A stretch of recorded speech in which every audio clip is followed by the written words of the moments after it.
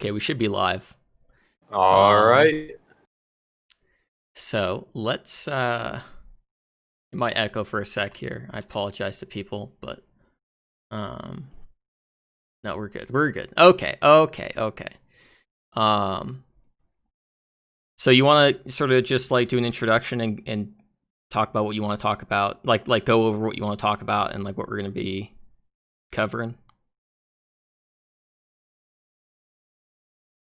Today is more or less how to learn ballad song tricks, and we're gonna go walk through from beginner, intermediate to advanced sources that you can look to, perhaps even specific people you can look to make your progress much easier than just say picking up a ballad song and just going on your own, not looking at any videos, not asking anybody about what to do. It should hopefully our conversation point people into the right direction to learn tricks more easily. Cool.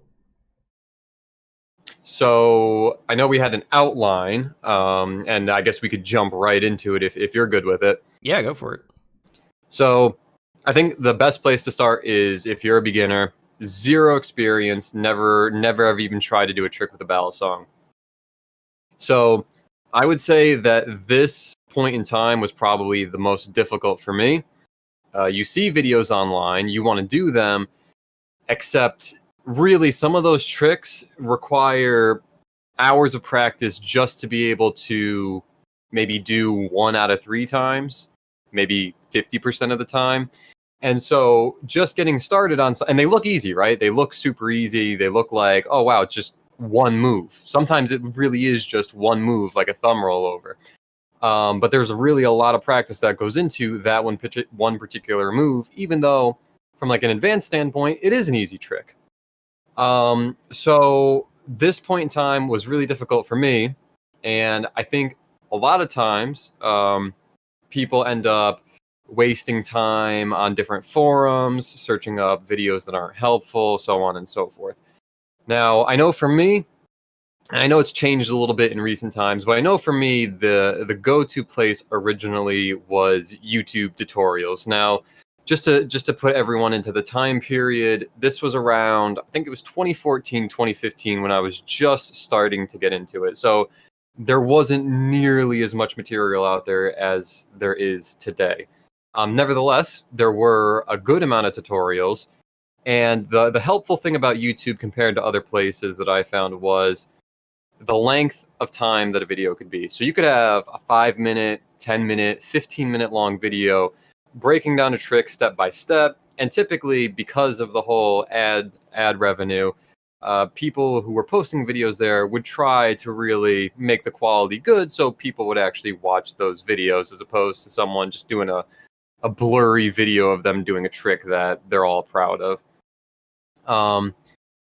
So I don't know if you have any questions about that or like what your experience has been. Well, I don't know. I don't know that. Like, tell me if you think this would fit in better later on. But what I had noticed is like you don't always recognize like where you're having the problem when you're doing the trick. Like sometimes it's just like, I mean, maybe you can tell that like the handle is hitting your middle finger or something, causing it to stop, but like it just becomes difficult to figure out like exactly what muscle you're supposed to move, kind of thing. Um, and that's something that I found that I ran into a lot of trouble with. And I don't know if that's something that there's any kind of way that you would be able to find advice to counter something like that. I don't even know Oh if no, that makes sense. you totally can find ways to address that problem. So again, something that I experienced as well. Really, that comes down to finding the right videos. And I know that that sounds a little bit obvious, but and this is one of the points I had written down that I want to talk about. But we can at least mention it earlier since you brought it up. You want to make sure that the people or person you're learning from is showing you that trick properly. You don't want to be watching videos of someone doing it sloppy. You really don't want to watch someone saying it's one trick and then it actually being another. That's really unhelpful. You really don't want to watch someone be doing it with a dull blade, and that's a little bit harder to tell until you get a little bit better. But I mean, I wouldn't want to watch someone doing tutorials with a trainer, because if you're trying to do it with a live blade, the chances are that they're going to be doing some aspect of that trick wrong, unless they've been doing it with a live blade as well. So really, to see what's going on properly, you really want to make sure that the people that you're watching know how to do and how to execute that trick properly from start to finish. And it helps even more because there's that whole thing where, well, yes, someone could be amazing at flipping, but they might not be that good of a teacher. So the second part of that is finding someone who is good at taking video, taking pictures, or explaining what's going on, so that when you go ahead and trying to do the trick, you can follow along, as opposed to getting lost and saying, well, gee, yeah, I just saw them do it, but that was useless. So I would say real big part of it is, yes, you want to look around online. Probably YouTube is a good start if you're a beginner, but you also want to find people who know what they're doing. And that's not necessarily easy when you're first starting. However, there are places where you can kind of see if things are basically if they seem good. So one place to start is, like I said, are they flipping a live knife? If they're flipping a trainer, I'd probably stay away from that video. I really would just stay away from that video. If they're doing the trick sloppy, so when you're watching the video, if it looks like there's a lot of wobbling going around, if it looks like there's a lot of flailing going around, probably stop watching that content creator's videos.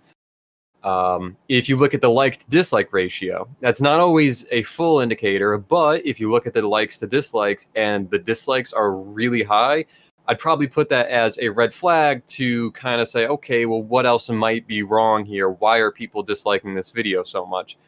Another place I'd look is the comments. Oftentimes, experienced people will stumble upon some of these tutorial videos, and if they see something that's way off, they're typically going to write something. The only problem is, if the person who created the video is a little butthurt, they might start deleting comments en masse. They might turn off likes to dislikes. But I mean, if you see that, if you see no comments, if you see no likes to dislikes, I'd just walk away from that content creator. It's probably not worth your time. They're probably spewing some real garbage content. Okay, now how do you, and I know you've kind of covered this, but how do you tell if somebody's good? If, like, for example, let's just take, okay, so as an example, there's some random person who has a bunch of followers. They're not very good, but they have a lot of fans who think that they're good. How do you differentiate between somebody like that and somebody who actually is good and just has a lot of followers? Oh, so how you differentiate from someone who's popular versus who's actually skilled and good at teaching? Right. So YouTube is rampant with a lot of self-proclaimed pros. So how do you tell who is probably a good source to go to if you're a beginner? Well, fortunately, there are some groups that kind of will give you that head start. So what do I mean by that? What are these groups? Well, oftentimes companies will like to showcase flippers who they think are good, who they think are a positive influence in the community, or it could just be a positive influence for their brand. But typically, they are going to want that person to be knowledgeable and not a total idiot. So one place you might be able to look is, hey, go ahead and some of these companies, I know Blade Runner Systems, for one, does do it. They have a section on their website dedicated towards tutorials, and I think they have some beginner tricks all the way to some advanced tricks. So you can go ahead, go to Blade Runner Systems as an example. I'm just using them as one example of many. Watch some of those videos and look who's producing those videos. So when you click on it, don't just mindlessly watch it, but actually look who's right there at that little channel name, and that will give you a good indicator of, okay, well, here's a company dedicated to flipping, and I know they're making other knives now as well, but dedicated to flipping, who is putting this person on their channel, or not on their channel, but on their website, saying, here's a good place to start learning. I would use that as a really good starting place, as opposed to just going into YouTube and typing balisong tricks. Even if you type balisong tricks for beginners, I would say I'd much more rather go through a company that is basically more or less endorsing someone as a teacher. There's another example. So I know Blade HQ had done a little series with Serbilium, is his username online. And he had done some videos from beginner, intermediate to advanced. Again, that's a company that wants to maintain a reputation of quality, as far as I can tell.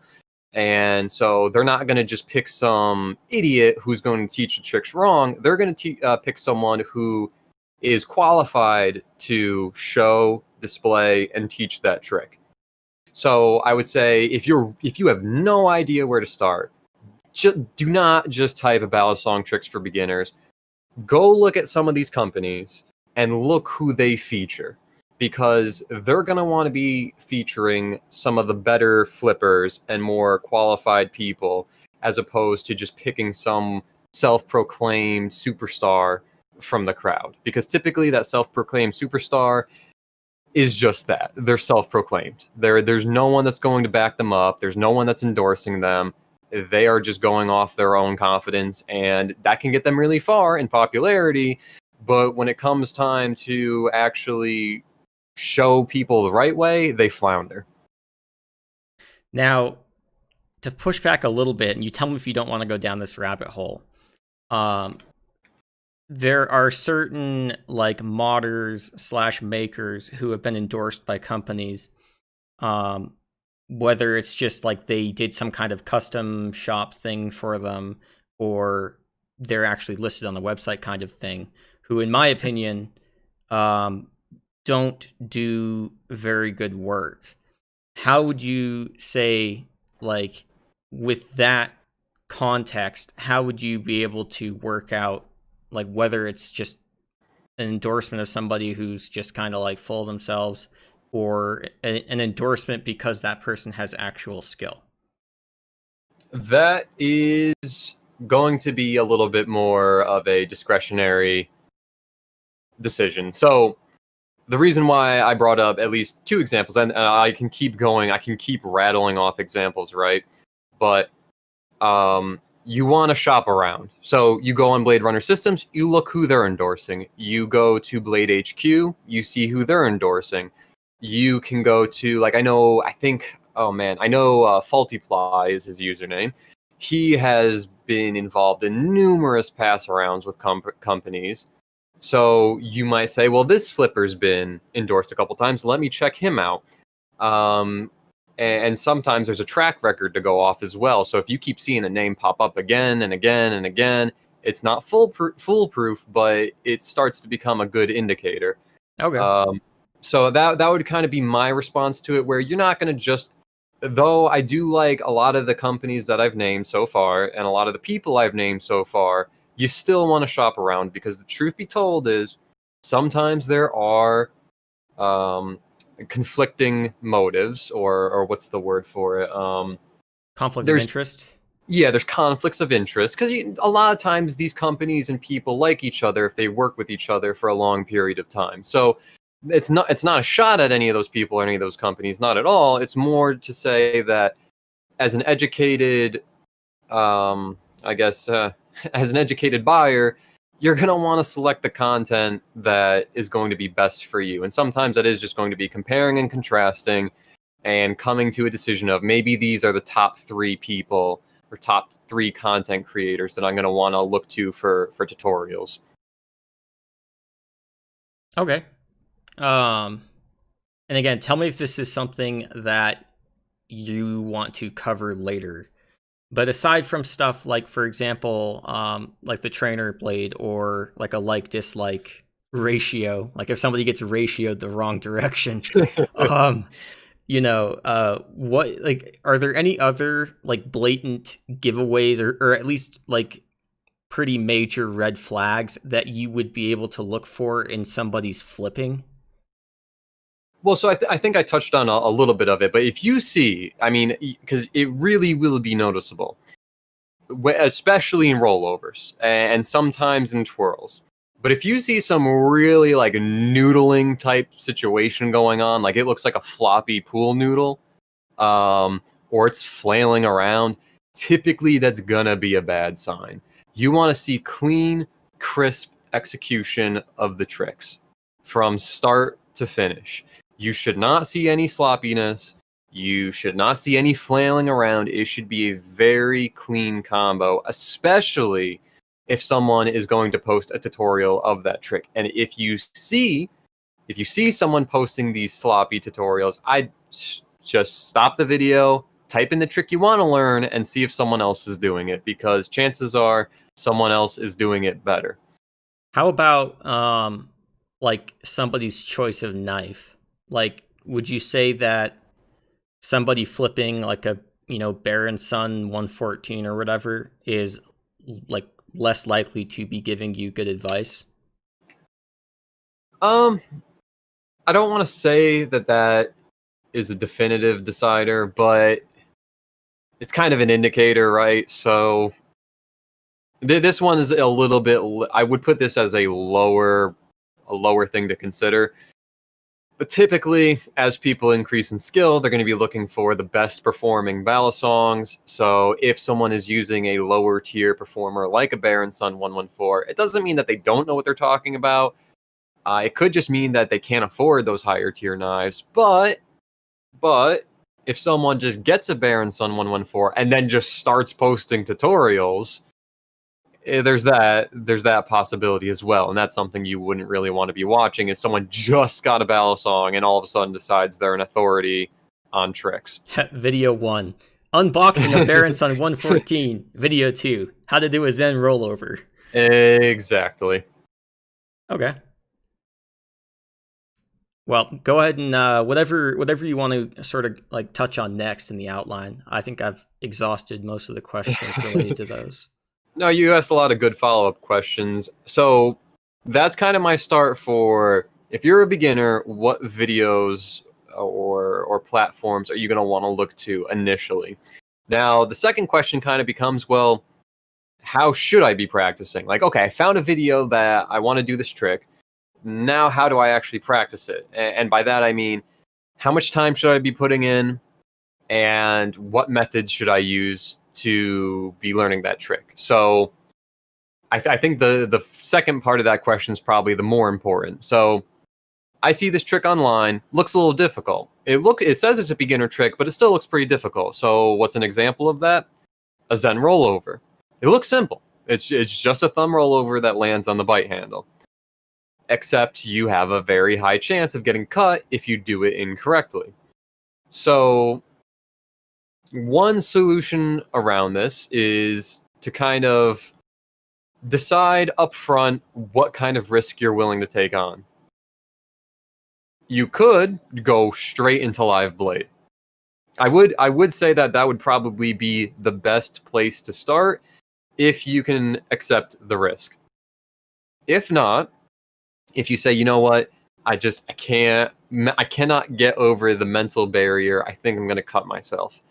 Well, you could tape the blade. Now, if you rely on tape, like after you try it a few times and you kind of get a feel for it and you land it a couple times, if you then continue to rely on the tape, that can be problematic for you learning how to do the trick properly. However, if you use the tape as a way for you to get that feeling of how to do the trick down, and then you remove the tape once you feel confident enough, that can allow you to get over the mental barrier and then move on to the live blade pretty quickly. Alternatively, you could go straight to the trainer.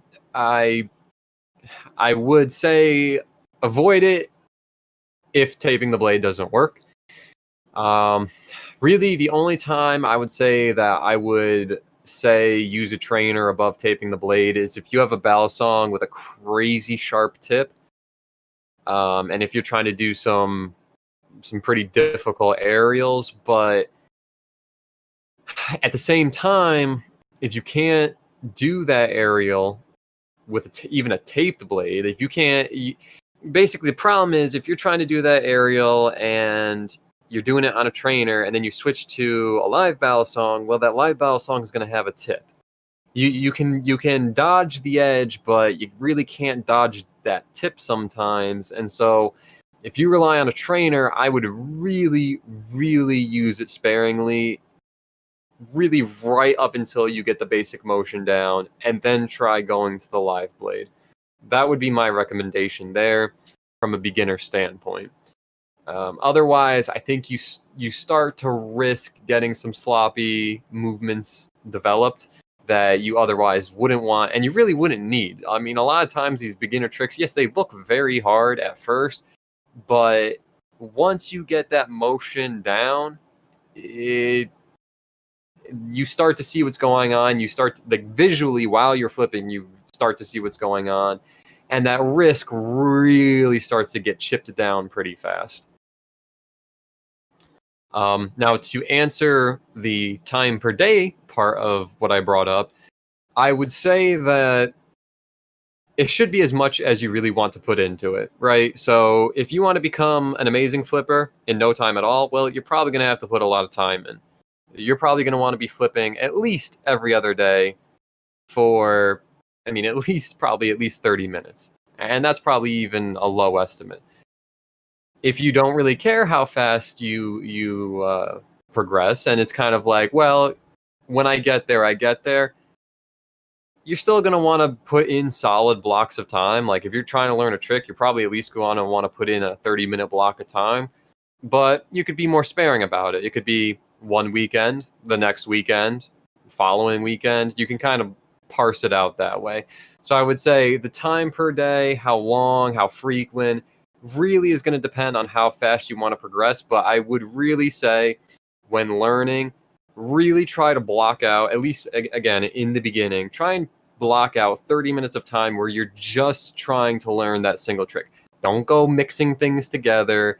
Don't be trying to learn multiple things in that space of time. Just dedicate it to one trick during that time. If you fail, okay, you failed.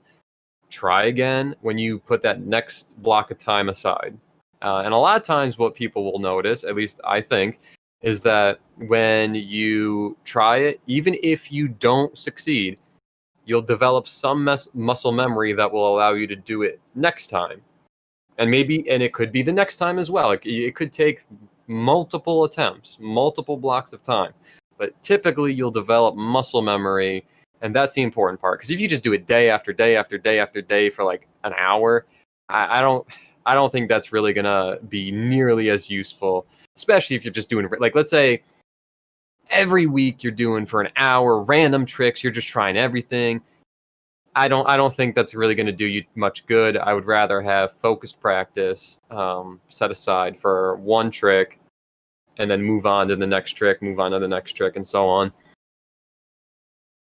One thing that I had found that I had trouble with was, and I did mention this before, but to go into a little bit more depth, because now I have an example, like isolating where the problem is, right? Like when I'm trying to learn, like doing a Zen rollover or whatever, the part where I was always getting cut was obviously catching it, right?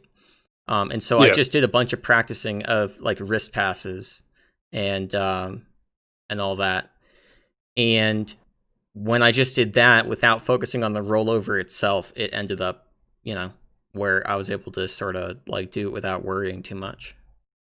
And sometimes that's what it takes. So if you watch a tutorial or you decide that let's just say you see a trick and decide you want to do it. Sometimes You just got to break it down into the individual parts, even if it is just one move, even if it is just a Zen rollover with that is one move, one fluid start to finish move. But it's still got, in my mind, two parts. You have the initial roll out, and then you have the finish part over the thumb. So if you can get one part of that down, well, you're one step closer to learning the trick that you wanted to. And so sometimes it really can it sounds tedious, it sounds annoying, but if you want to learn and if you want to learn quickly, that's probably the best route to go. Cool. So, moving on. Oh, I feel like I'm rapid firing these points off, but I mean there's some complexities to this, and I think we're gonna get into it when we hit where we're going, where this is leading, and that is intermediate learning. So beginner, I really wouldn't say there's too much outside of that formula to consider. It's really not worth deviating it from it until I would say once you can deviate from it is probably when you've learned. You're going to at least want to know the Zen rollover. You're going to want to know probably the full twirl. I would say you're going to want at least a basic ice pick aerial, maybe a full aerial as well. You're at least going to want a quick draw. And besides that, I don't think you need too much more to get into the intermediate tricks. So how do you get into these, right? So fortunately, a lot of channels, tutorial channels, have started to really dedicate themselves to more advanced tricks like the behind the eight ball, helix, scissor, and so on. Even so, there are other ways to get ideas for tricks. So this is when you start to learn the basics, and you'll probably find, and I don't know if this has been your experience, where you start to say, well, maybe I can put these things together. So maybe I can go from a Zen rollover into a twirl or a full twirl. And you kind of start to get your own ideas, and maybe you even watch someone online and you start to get ideas from them. This is kind of when you'll recognize that you're moving from the beginner stage to the intermediate stage. So you can continue to watch tutorials, that's decent, but you can also look to other videos on other platforms for inspiration. So you can look on like Instagram, Facebook.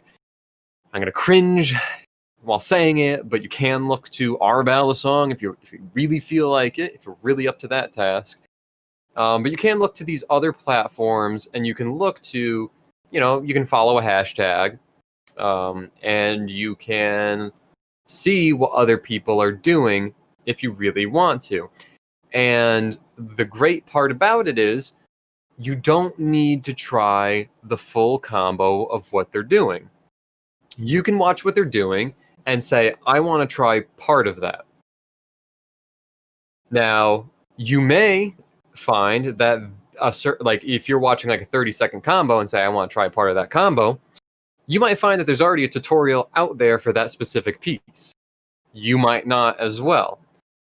So sometimes it can be as simple as asking that person if they'd be willing to show you that part of the combo in more detail, if they'd be willing to slow it down for you. Or you could go ahead and take some editing software, either an app or computer software, and download the video and go down to that part you want to learn, and then just slow it down to a speed where you can see everything that's going on. Now, I will say that I've tried that method, and I've gotten a lot better at learning what I can and can't do, at least within a reasonable amount of time. So sometimes you'll see something and think that you can do it, and you'll just hit a total wall. You'll say, gee, I learned how to do the behind the eight ball, but I cannot do the helix. That's fine. That's fine. And sometimes you'll try something a number of times, maybe 3 times in a row, 3 blocks of time, and you just can't do it. Sometimes it is better to just stop trying to do that trick and find a new trick that you want to learn.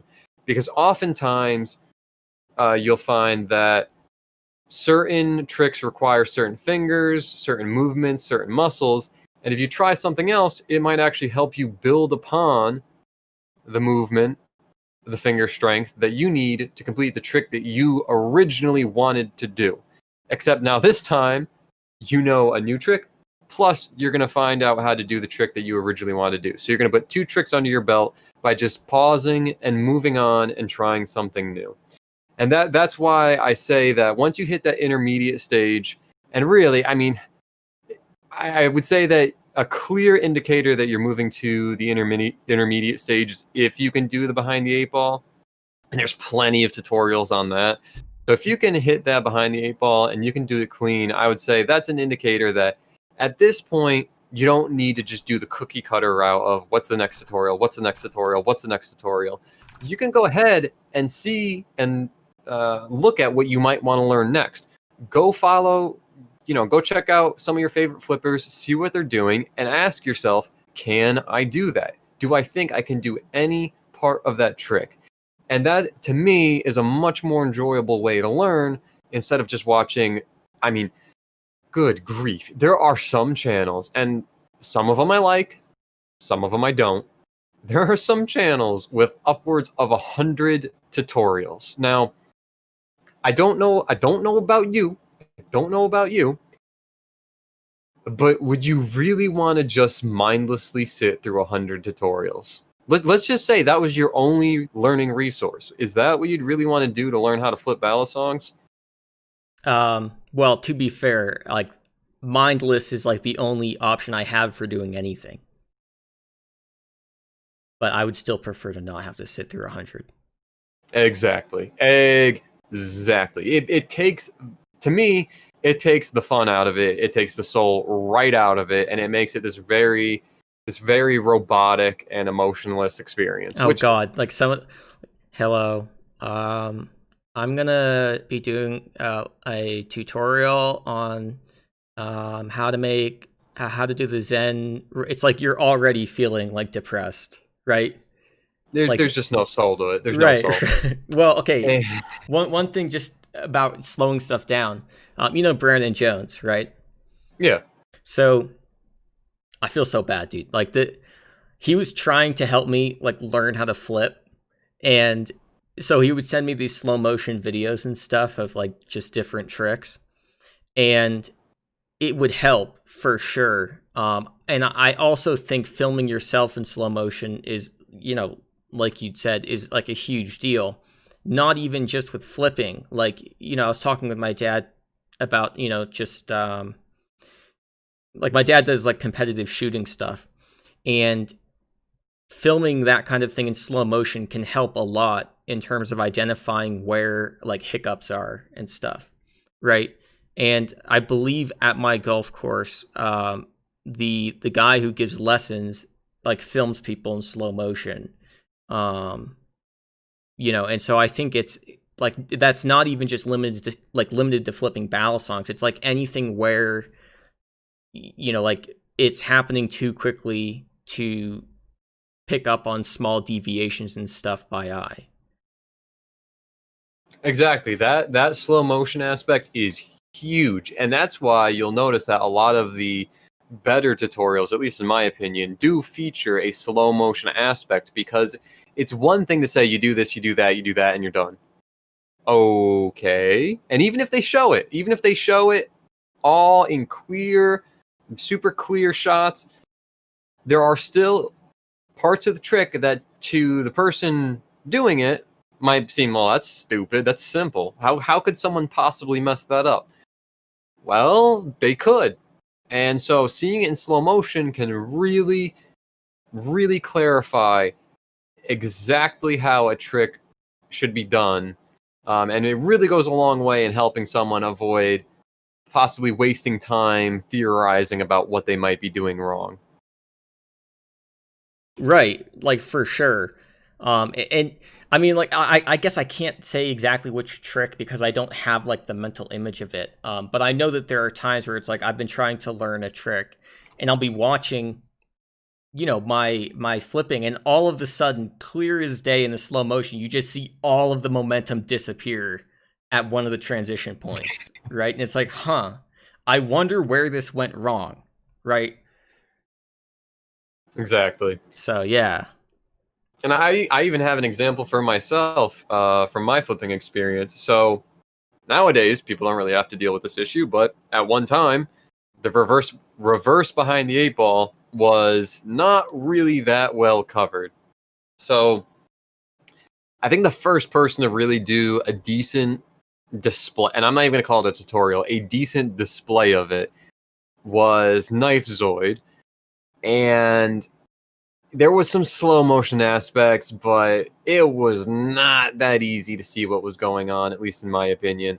And what ended up happening from this is people in general got a little bit confused on how to do a proper reverse behind the eight ball.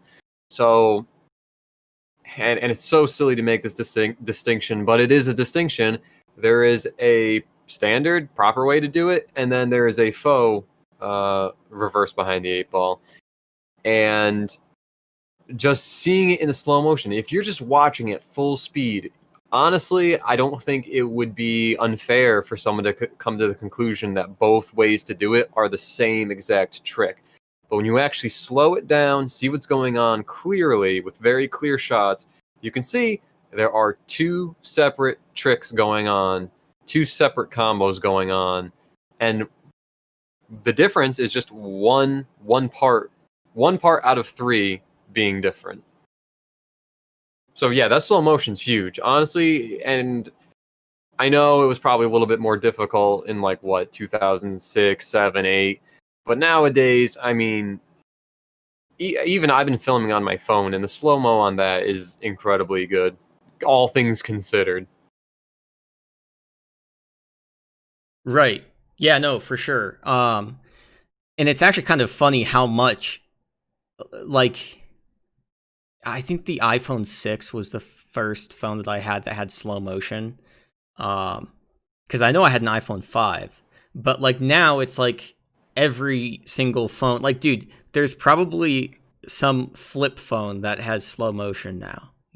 Oh, probably. Like, um, it's like ubiquitous. Ooh, those words. We're people are gonna learn words from this stream. Yeah, I say big words to feel intelligent and to hide, my insecurities. Don't we all? Yeah. But no, I would really say that slow-mos have been a extremely good resource. And whether it be beginner tutorials, or even if you are trying to learn more intermediate or advanced tricks, having that slow-mo resource there is ridiculous. Now, slow-mo isn't always going to save you. If someone's got potato quality video, you're going to slow it down, and it's going to look like garbage. So part of the challenge is you are going to need someone using enough frames for when you switch it to slow-mo, it works.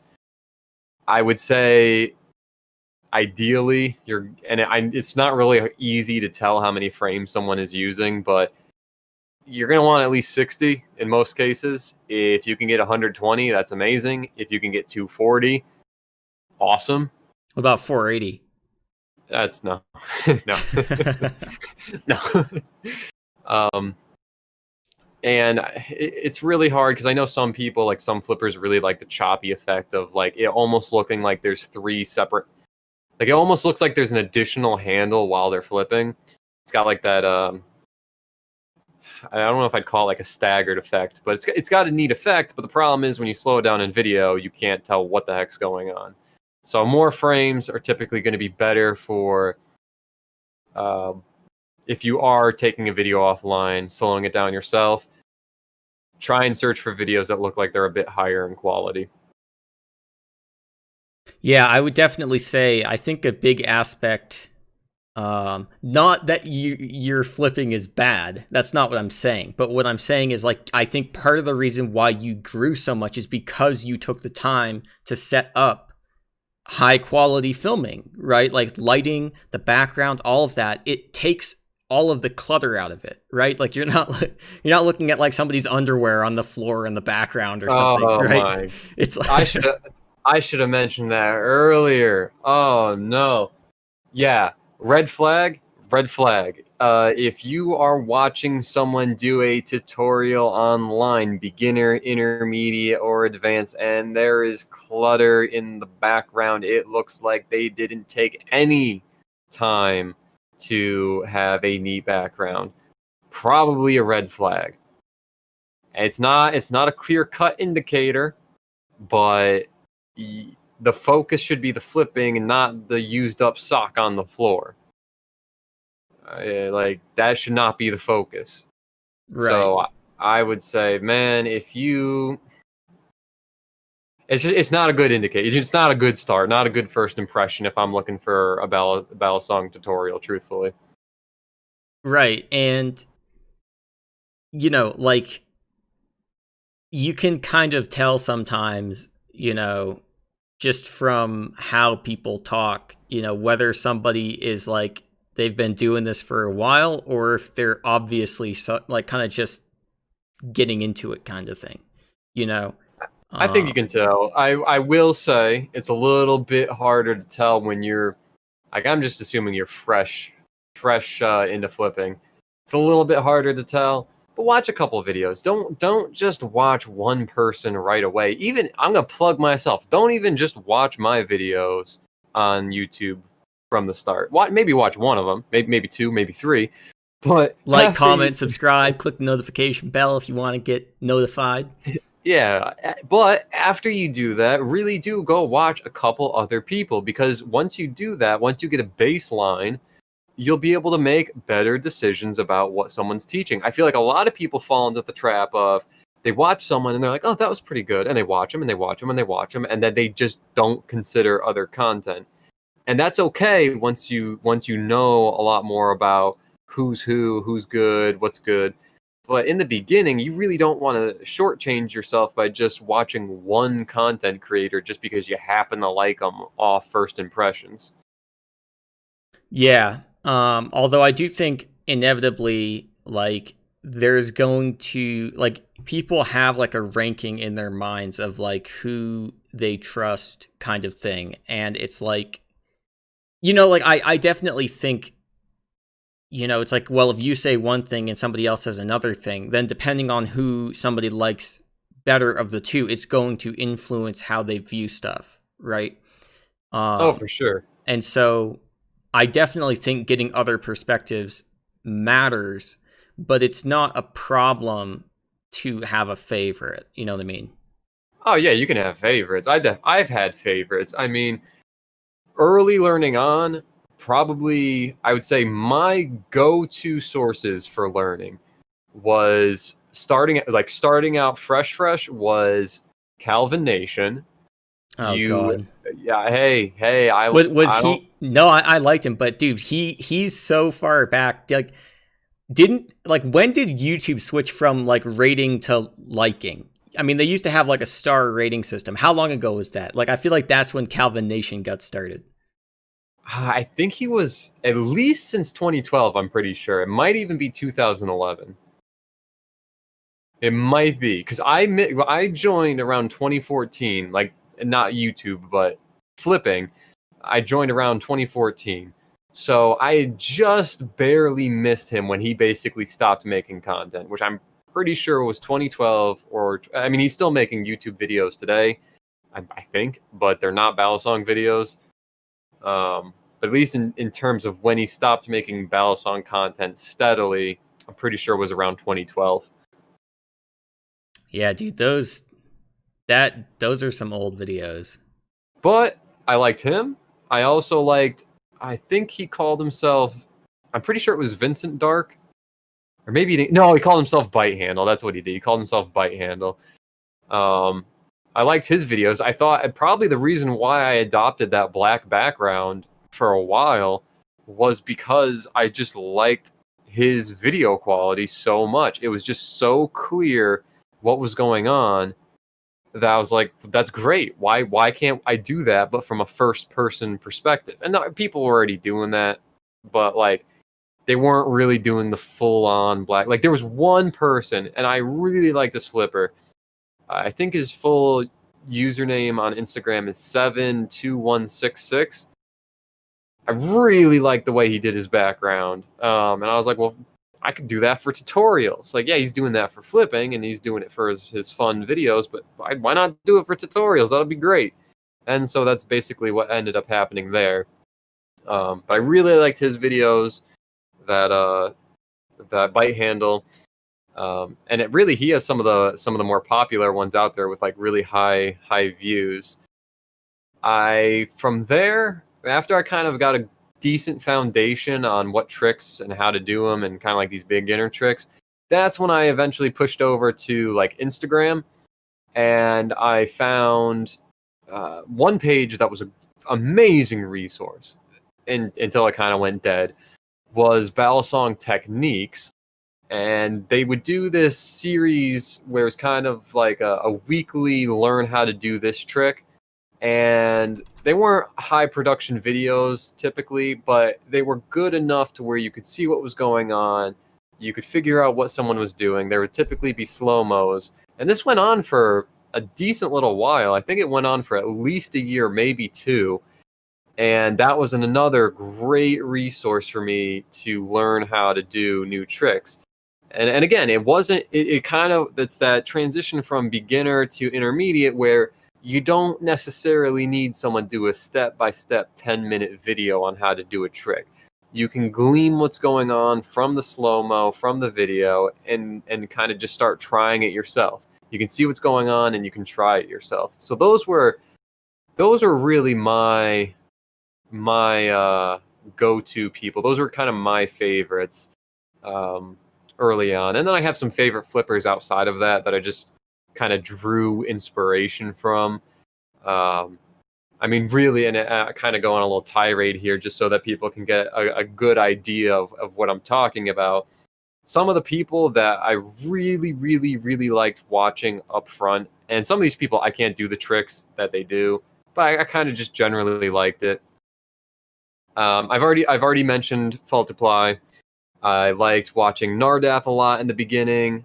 I liked watching Lucifer, Knife Zoid, that 72166 guy I was talking about.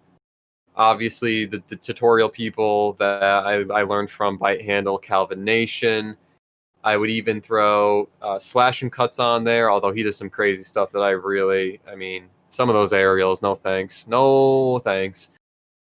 I really don't want to leave anyone out that I drew a lot of inspiration from, but those are the ones. What about Squiggle Scales? Man, I don't even think you were around. No, I'm just playing. But those were really some of the people that I tried to draw inspiration from when I was trying to learn new tricks. Really, it's as simple as go watch some of those videos. I mean, they're even relevant today. Yes, there are other flippers that are really giving people a run for their money. Some of these older guys a run for their money, but you can still go. Even when I left out a guy that was doing tutorials for a while early on, Phoenix Fire, great source of information even today for how to do tricks or to get ideas for combos that you might want to do. So these are really, those are kind of like where I drew as much inspiration as I could from, but people trying to learn should do the same thing. That's how you have fun with it. You go watch these people, and you might take bits and parts of what you like from each and every one of them and start to develop your own style. That's the real benefit of it, and you'll probably have a higher chance of being engaged with these people. Because you might want to ask them for tips. They might see you post a video doing a variation of a trick that they did and be like, that was really cool. So it also helps with when you try to be engaged early on. Later on, you'll find that you might be able to have kind of these resources to go to kind of bounce ideas off of and learn new things, and they might learn new things from you as well. So it really, I think that is so much better than just going full on cookie cutter on YouTube. You really get a lot more out of trying to draw inspiration from others once you reach that intermediate level. Okay. I know I went on a little tirade, but I really want to stress that point that, you know, if you are trying to learn, once you're able to see a combo, as long as it's slowed down to where you can see what's going on, just try it. If it's someone that you like watching, just slow it down, try doing the trick. It'll be a whole lot more fun than just watching 100 tutorials online. I'm going to put a number of 90% promise that it'll be more enjoyable. Cool. I mean, I don't really have any questions. So if you want, whatever you want to go on. So. I was like, let me open the floor. Yeah, I mean, I don't know. Sorry, go on. Well, if it's different from what I'm about to say, it really does also tie into how to create unique combos. So a lot of times people might catch flack for kind of doing stuff that's already been done. And I get it. People want to do it because a lot of times what's already been done is really cool. It's still difficult and it's still enjoyable to watch. But the way you start getting into these unique combos is it's not going to be from tutorials. I can promise it's not going to be from tutorials. It's going to be from drawing inspiration from others, because the truth of the matter is, a lot of the times, these really skilled flippers are not going to be doing tutorials. They might be really good flippers, but really terrible teachers. But that doesn't mean that you can't draw inspiration from them and see what's going on when you get to a good enough skill level. So once you can start to see what's going on, that's when you can start taking bits and parts, trying bits and parts, and start combining things so that you develop your own unique set of combos that you enjoy doing, that you like doing, that are fun to do for you, not just something that someone preordained and said this is what you can do. Like there's such a difference in the reward and the result by doing it that way. Oh, and actually, someone even in the comments, I'm frustrated because there's just so many. There really are so many people. Again, these are people who have a longer track record of flipping. I think his full username is Assassin Flown, or maybe he's just changed it to AssFlow on Instagram and maybe YouTube. But him, another good resource for getting inspiration. I mean, he's got some YouTube tutorials, but so much of his content is just videos that he posts of him flipping just for fun. And you can glean so much out of it instead of just watching these people do tutorials. And I think that, honestly, I think that explains why I have so few tutorials on my channel. Because a lot of what I posted, at least tutorial-wise, has done extremely well. The reception, the amount of views, comments, all that, the engagement has been really positive. But at a certain point, I'm like, I don't know what else I can teach that someone who's gotten to this skill level could not teach themselves. Like one of the tutorials I have, right? A Zen behind the 8-ball. So you start out where on that initial roll on your pointer finger, you could get whacked by the bite handle. Then when you're transitioning to the thumb roll, you could get whacked by the bite handle. And then you actually end up finishing on the safe handle on that last thumb roll. Once someone gets to that point, to that skill, that technical skill, I do not know what else I can teach that person. Maybe outside of aerials, but even aerials, at a certain point, like once someone can do a what's it called? I think it's called a helix aerial to a zero G chaplain. I really don't know how much else I can teach beyond that. That someone couldn't just teach themselves. There maybe are some super difficult ones that I can't do, but I'd even have trouble. Honestly, even if I could do some of these really difficult tricks, I don't even know if I could come up with another 20 tutorials. And I really mean 20 worthwhile tutorials. I think I'd have trouble. I'd have trouble justifying them. Well, Because it just gets to a point. no, go on. No, it just gets to a point where, to me, it's almost insulting to the audience, where once you have those foundation tricks built, how many variations, really, and honestly, I think this needs to be said because it is so frustrating. How many variations of the same damn trick do you need to post before it becomes, like, as a content creator, before it becomes boring?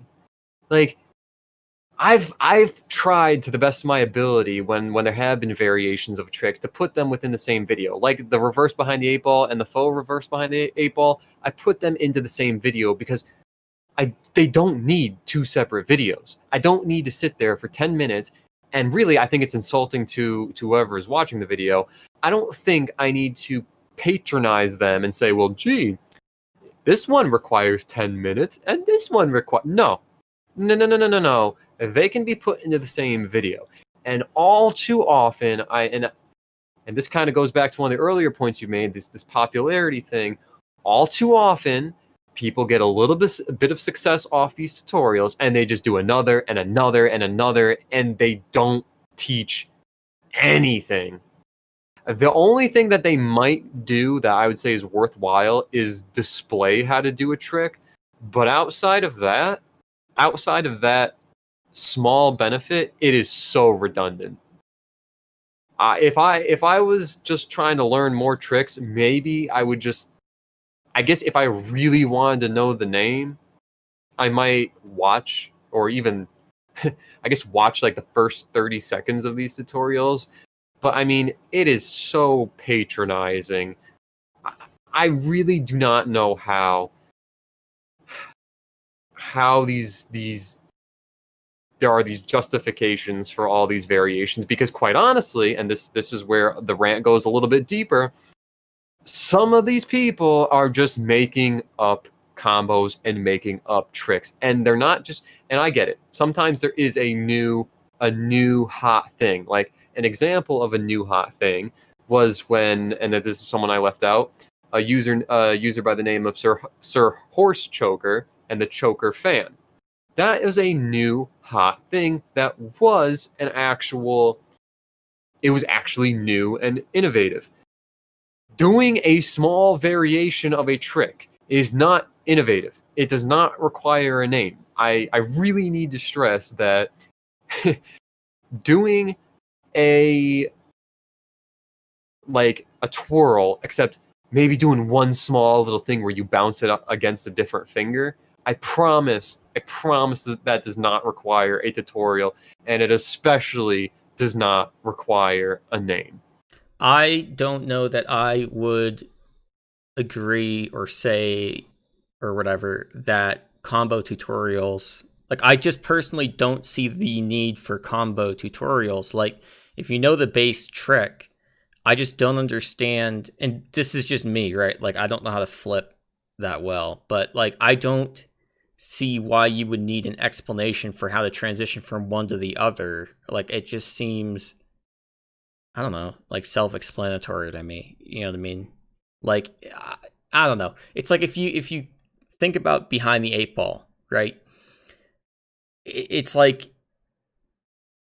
if you can just say, okay, well, you're doing these 3 motions, right? And those 3 motions all have a name, which I don't know that they all do, but it's just one of the only tricks that I know.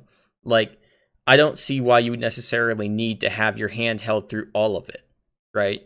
Like, I don't think that No. I don't want to see the first 6 minutes of the video talking about how to do a Zen rollover, you know? because that should have already been established. And I think I get what people are trying to do by having the full length video go through each individual part at length. But I mean, I think on my channel, I don't think any of my videos go beyond 10 minutes because I don't know how much else there is to, again, it goes back to, I don't know how much else there is to explain if someone was going to click on that video and think that there's a chance that they could do that trick. Because I'm kind of assuming, well, man, if you're coming on this video and you're clicking on the behind the eight ball tutorial, I hope you at least know how to do the Zen rollover. I hope you at least know how to do a thumb rollover or even a helix. Same deal. If you're clicking on it, I feel like you kind of know what you're getting into beforehand. And I think on a few videos I've tried to indicate if it's for advanced or if it's for beginners, which is just another way to say up front, this is a way for you to get an idea of maybe this is the tutorial for you or maybe this is not.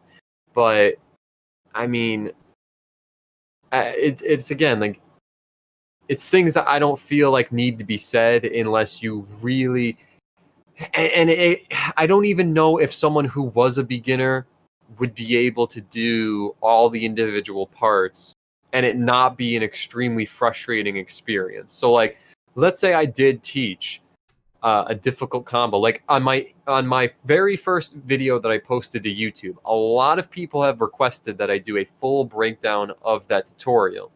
The whole problem with that is, if I was to do a full breakdown and say, go ahead, beginner, go learn that, it would be a miserable experience.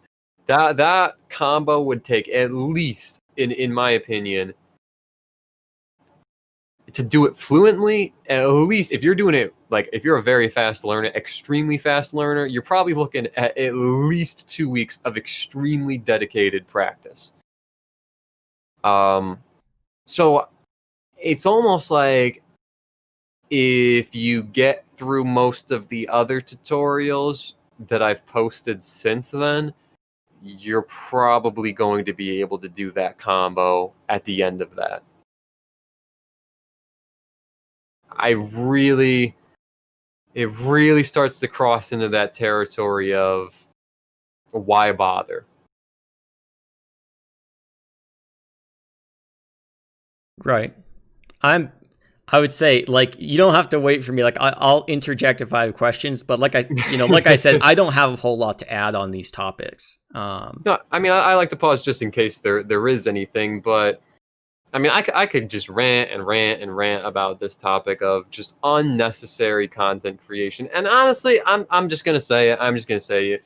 If you're watching tutorials and honestly, if they have like 200 tutorials, really stop and reflect on what the heck you're watching.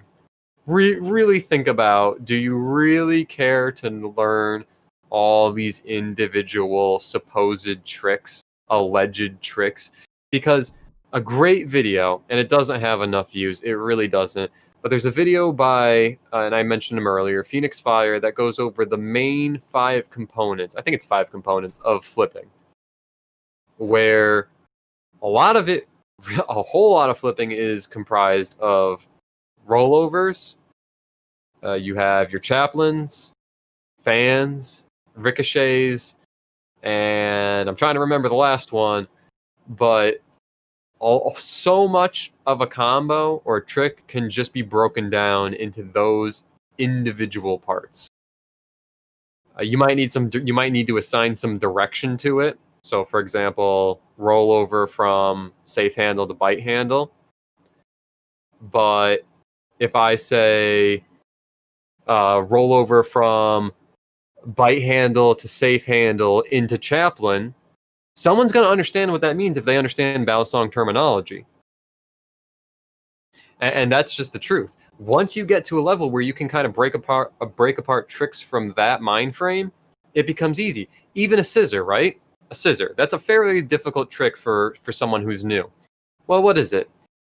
It's an aerial from the safe handle that you catch and you go into a twirl.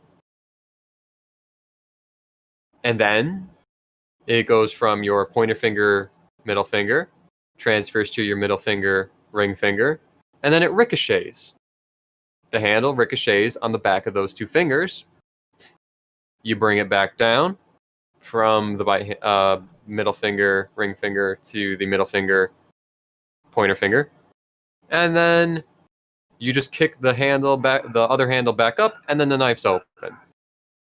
If you can understand those individual parts, you can very easily get outside the nonsense of naming over 100 tricks and really just get into what components are needed in order to do this particular trick or combo.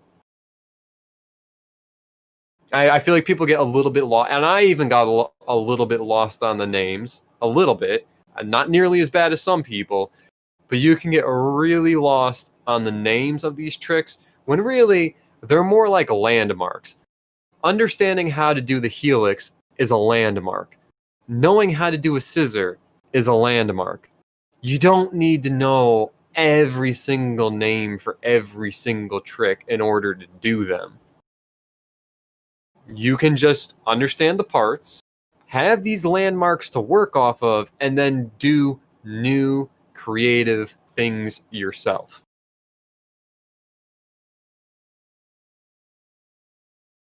And that's a fact. Cool. Yeah, I agree.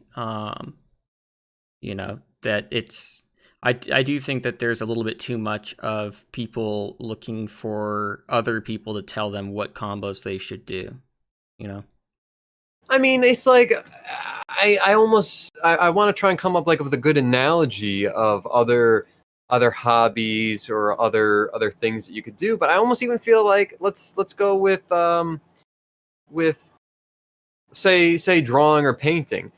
How many tutorials do you need to watch on how to draw a face or how to draw a person before you just can go ahead and do it yourself? Do I really need every single example of how to draw a man, how to draw a woman, how to draw a man with a beard, how to draw a woman with a ponytail, how to draw a man with a bald head? Like, how many breakdowns are really required before you can just go ahead, use that landmark or seminal, I'll use the word seminal, that seminal piece of content, and then just work off of that to do your own creative things? I mean, I really do think people get lost in the sauce, and this is probably a trap that puts people... Honestly, this is probably something that traps people into the beginner stage way longer than they would need to be. Once you learn maybe 10 to 15 landmark tricks, and maybe even less, I'll even say 5 to 10. Learn the behind the eight ball, the helix, learn the scissor if you can. I'll even say you might not even learn the scissor, just learn the full twirl. Maybe you can learn that helix aerial into the chaplain that I was talking about, that 0G chaplain. Just pick out 5 to 10 landmark tricks that you really want to learn and go from there. Do not pigeonhole yourself into these stupid 100+ video tutorials, because I think you're really going to stunt your own growth if you do that. Your own creative growth. Maybe not just learning a bunch of individual tricks and combos, but from a creativity standpoint, I think you're going to stunt yourself.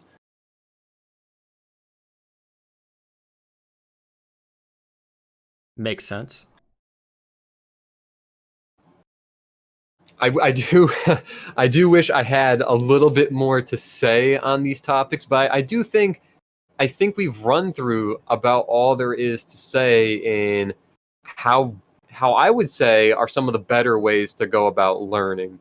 If you are a beginner, or even if you're moving towards that intermediate stage, I think we've run through a lot of what needs to be said. Maybe not needs to be said, but I don't feel like it's said enough. I think a lot of it is once people get good, they're kind of just, they learn this way, but they don't really explain how they're learning.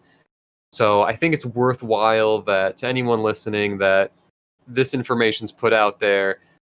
Just because, I mean, you go on YouTube, there are a ridiculous amount of tutorials. Honestly, there's too many. It's kind of clown world at a certain point. The circus needs to stop in some ways.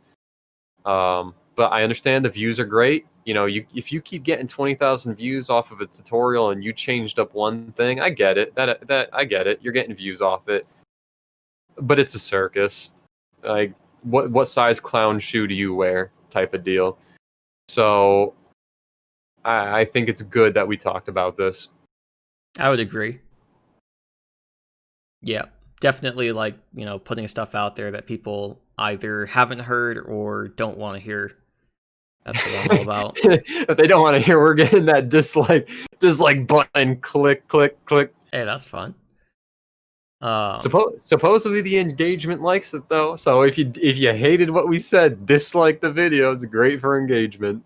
Right. If everybody could please dislike the video, get us all that engagement. But yeah, no. So cool.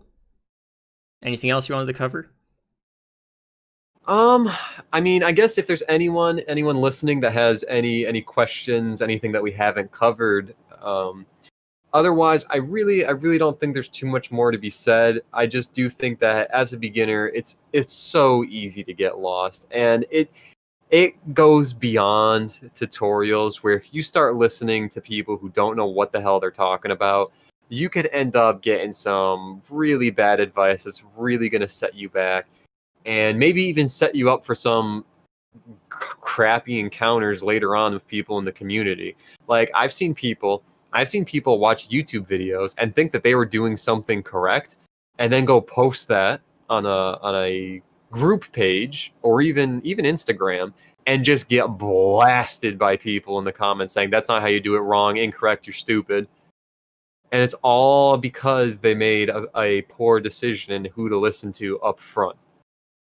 And you could say, well, can't people be more gentle? Can't people? Well, yes, they can. Yes, they can. I agree with that. But you can also make more informed decisions on who to listen to and avoid the mistakes of the people from the past. Listen to this video, listen to parts and bits of what we've said, and you can avoid some of the mistakes that other people have made and save yourself from having a crappy encounter when you could have had an extremely positive one. But you just listened to someone who was a self-proclaimed expert, and you reaped the results of that. It's unfortunate, it's unfortunate, and it's unfortunate that a lot of these people have a lot of subscribers. I really want to stress, some of these people I'm talking about have multi-thousand subscribers, 5,000 plus, in some cases 50,000 plus. So really be careful about who you're listening to, because you might be getting a quantity over quality type of content situation. If you're really trying to learn, search for the quality. If you don't care, go ahead, go search up that person with more tutorials on more tricks than you know what to remember. You can make that choice. It's just understand what you're going to get out of that. Cool. And I would say somebody had asked about first-person videos, but we had, I believe, talked about that earlier on. Yeah, we touched upon it. I would say, at least from tutorial perspective, if you're going to bother to do a tutorial, I would say if you can, do it from first person. I know in some situations, like some very high aerials, like ones that are going multiple feet in the air, it might be better to do it from a third person. But otherwise, if it can all be done in a small space, I would say first person's probably the way to go if you're trying to teach people. Cool. And I would say that makes sense. Yeah, just easier to see, because it's kind of like vicariously living through someone else. That's how I see it. Right. Cool. Anything else? I think I've said all that I can say before you catch me on another rant. Catch me outside. How about that? about no. Alrighty. Cool. Well, I hope people enjoyed the stream. We will cut this up into little segments, just for people, to just so that they can look at specific topics and hopefully find what they're looking for with the YouTube search. So, Yeah, sounds good to me. cool. Alrighty. See you guys. See you guys next week. Bye bye. Okay, I shut the stream.